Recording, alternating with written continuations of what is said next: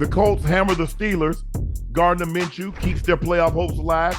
Threw for 215 yards, 3 scores, 3 different receivers.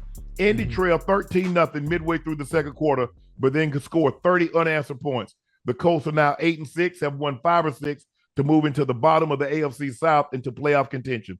They currently hold the number 7 position in the AFC. Oh no, Ocho! They said Ocho. They say they want that that playoff. They want that wild card. Who? The Colts. The Minshew Magic. Gardner Minshew. Man, child, please listen. I like Minshew. I mean, he's nice.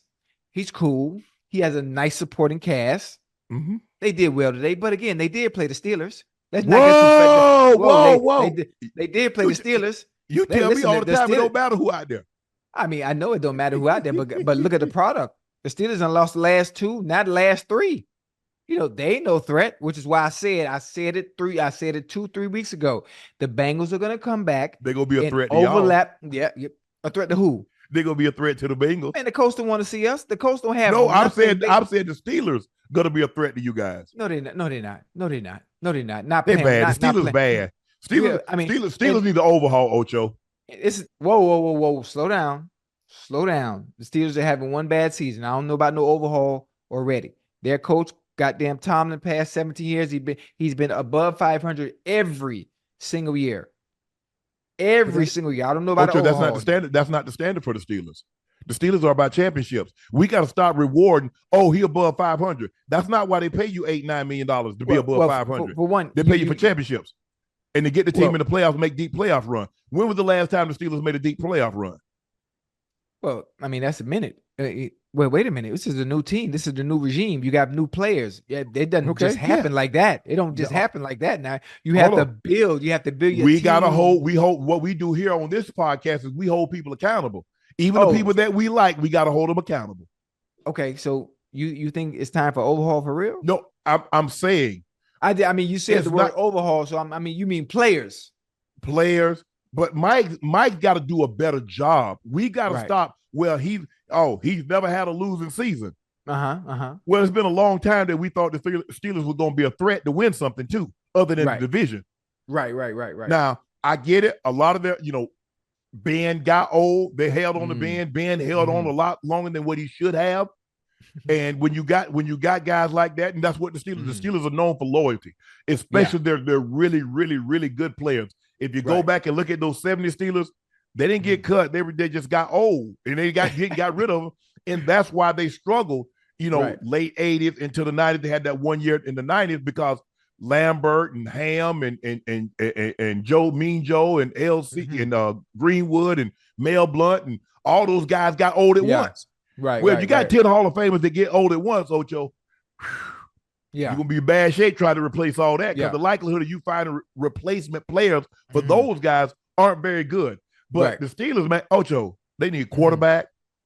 Okay, let's stop right there. Go ahead. Let's stop right there. I say they don't need an overhaul. I'm a Kenny Pickett fan. I am a huge fan of Kenny Pickett. Ocho, he ain't it, Ocho. Okay, let me finish. Let me finish. Kenny Pickett is a good quarterback. I don't think he hasn't matured to the point where Kenny Pickett is the answer to being a franchise quarterback and a quarterback that can get the Steelers back to prominent winning consistently, meaning every time we have a season, we're going to be in contention year in and year out. When you had Big Ben, you knew year in and year out, you're going to be in goddamn contention to be playing in the playoffs and a chance at the Lombardi Trophy. I don't think Kenny Pickett is that guy just yet. Obviously, it's only year two or year 3 for Kenny. 2. Yeah, it's only year 2. So he, I'd say give him another year and see where he is. And every team, all teams already that don't have a franchise quarterback are a quarterback away from changing their franchise. That's all it comes down to. That's all it comes down to. When you finally find that franchise quarterback, all you have to do is build around him. Because they have the weapons. He had the supporting cast. You got the running backs. You got the receivers, Deontay Johnson and goddamn. The attitude is terrible. The attitude is piss poor, Ocho. I mean, let's think about why they're upset. understand why. You just mentioned it. That's you just said it out yourself. You just said it yourself. Ocho, we've all been in situations where the quarterback was less than ideal. Right. But that's frustrating. So that's frustrating. Here's the thing. I'm sure you got upset too when your quarterback was less than. Well, you got lucky. Well, shit, you had goddamn John Elway. I did. You was fortunate. Everybody wasn't as fortunate as you was when they played. I played 14 years. I had John for 9 of those years. And also John missed half a season 1 year. Mm-hmm. But I understand. But Ocho, here's the thing. For me, I always tried to put on a positive because I didn't want the younger guys to think that behavior was acceptable. Right. I came to work. I was a professional at all times.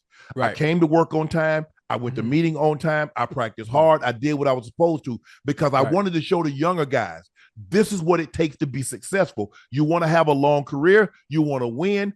This is what you need to do. Yeah, right. I got frustrated, Ocho. Yes, I want the ball. Yes, I believe I can help this team out of this funk if I were to get the ball. But, I mean, I just want to know what was pouting and throwing helmets and throwing water coolers. What the hell was that going to help? That wasn't going to give me the ball. Yeah, it wasn't going to get you the ball. But being able to – it's hard for receivers when you get frustrated. Yeah. And you sometimes your emotions get the best of you. You know, I'm trying to think. Have I ever gotten like that on the sideline? I think maybe once. Yeah, maybe once. Yeah, maybe once because I was one that didn't want to show up any of my teammates. I didn't want to show up my coach. So I was able to control it because I knew the camera was always on me. So I kind of kept it mellow, even though I was frustrated on the inside. Yes, and you could tell by my body language when things weren't going well, or they were allowing another team to dictate whether I can get the ball or not, and that shit really pissed me off. That shit really pissed me off. That grinded my goddamn testicles when they allowed another team to dictate whether I can get off or not. That bothered me. We did not game plan and have meetings for hours and hours and hours of practice and watch hours and hours of film to come out here on a Sunday and tell them, well, if you play this defense, we can't get the ball 85. That don't sit right with me. That just don't sit right with me. Because if that's the case, then I ain't need to goddamn practice if you're going to let them do me like that. That's just my mindset and the way I thought. You know, but I mean, that's neither here nor there. But I just and the thing is, like, I'm a big believer in that showing up the quarterback also. And that was never that. See, that was the relationship that I had with John. I was never going to show him up.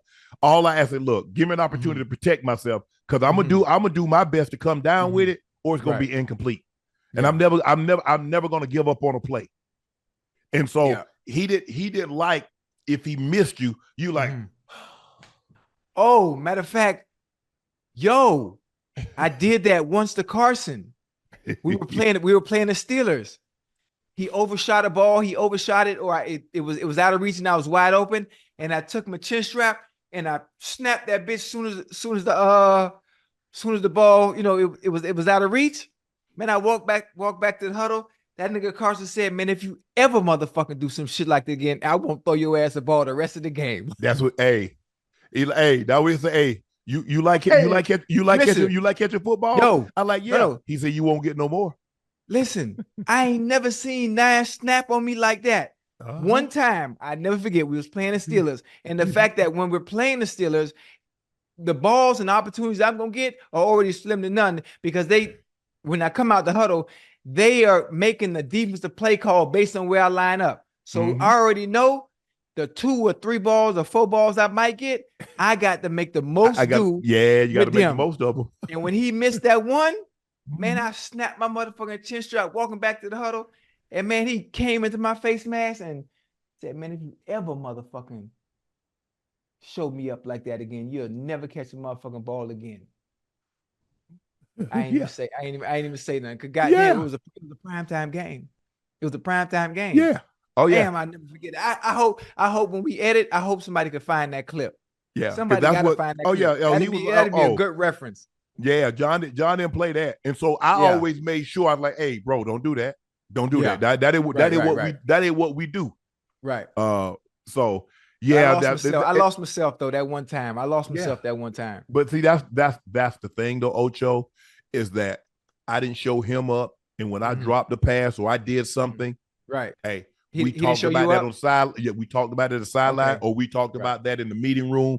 He's like, hey, I need you a little deeper on this one right here. I need you, so forth and so on. We had a conversation because I know he didn't like me to show him up, but he knows that all that yelling and cursing.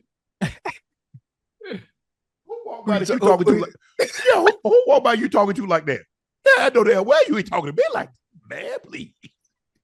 So listen, we had a great relationship. We had a great understanding of the things that how we communicated with each other to get each other's point across.